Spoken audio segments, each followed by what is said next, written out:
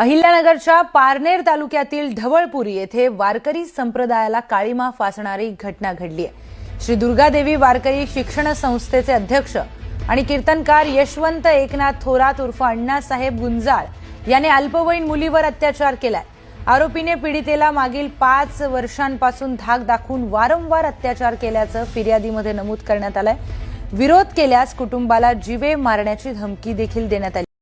नमस्कार मित्रांनो, माणुसकी नावाचा शब्द आपण ऐकला असेल, पण आज अशी एक घटना समोर आली आहे ज्याने माणुसकीला फक्त काळीमास फासली नाही तर तिचा गळा घुटलाय। ज्यांच्यावर आपण डोळे झाकून विश्वास ठेवतो, जे स्वतःला समाजाचे मार्गदर्शक म्हणवतात, तेच जर सापासारखे विष ओकू लागले तर सामान्य माणसाने जायचं कुठे?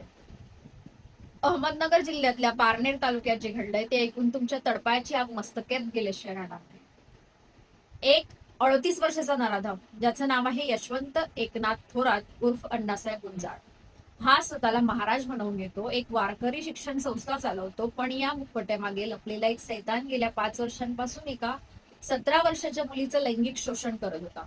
पीडित मुलगी जेव्हा 8वीत होती तेव्हापासून हा अत्याचार सुरू होता। विचार करा, जो माणूस कीर्तन करतो, जो मुलांना संस्कार शिकवण्याची भाषा करतो, तोच माणूस शेजारच्या एका कोवळ्या मुलीवर अन्याय करतो। या घटनेची सर्वात भयंकर बाजू म्हणजे 10 मार्च 2026 रोजी घडलेला प्रकार। या राक्षसाने त्या मुलीला आपल्या घरी बोलावलं, तिने नकार दिला तर तिच्या कुटुंबाला संपवण्याची धमकी दिली। जेव्हा ती मुलगी तिथे पोहोचली तेव्हा तिला एका कॉम्प्युटर रूम मध्ये ओढत नेलं आणि तिथे जे झालं ते ऐकून कोणाचेही हात थरथरतील।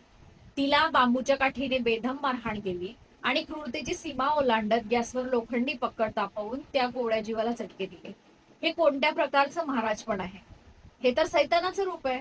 2 हाफ मर्डर आधीच केलेत असं सांगून त्याने त्या मुलीला मनात इतकी दहशत निर्माण केली होती की ती 5 वर्ष मुकाट्याने हा छळ सहन करत होती।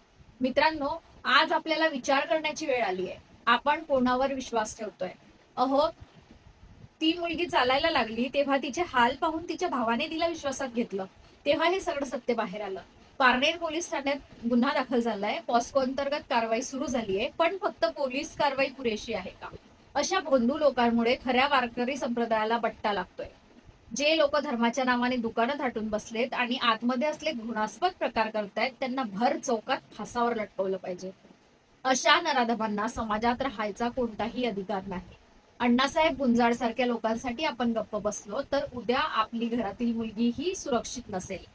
हा व्हिडिओ बनवण्यामागचा उद्देश फक्त माहिती देणं नाही, तर तुमच्यातल्या त्या संतापाला वाट करून देणं आहे जो अशा अन्यायाविरुद्ध पेटून उठला पाहिजे। अशा नराधमांना कोणतीही दया दाखवू नका।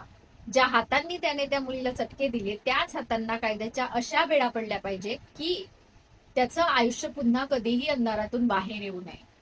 हे भोंदू महाराज म्हणजे समाजाला लागलेली कीड आहेत आणि ही कीड मुळासकट उपटून टाकण्याची वेळ आली आहे। या प्रकरणाचा तपास पोलीस करत आहेतच, पण समाज म्हणून आपली जबाबदारी आहे की अशा पीडित मुलींच्या पाठीशी खंबीरपणे उभं राहावं।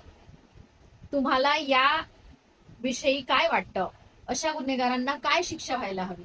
कमेंट्स मध्ये नक्की सांगा। अन्याय सहन करू नका आणि अन्यायाविरुद्ध आवाज उठवायला घाबरू नका। जय हिंद, जय महाराष्ट्र।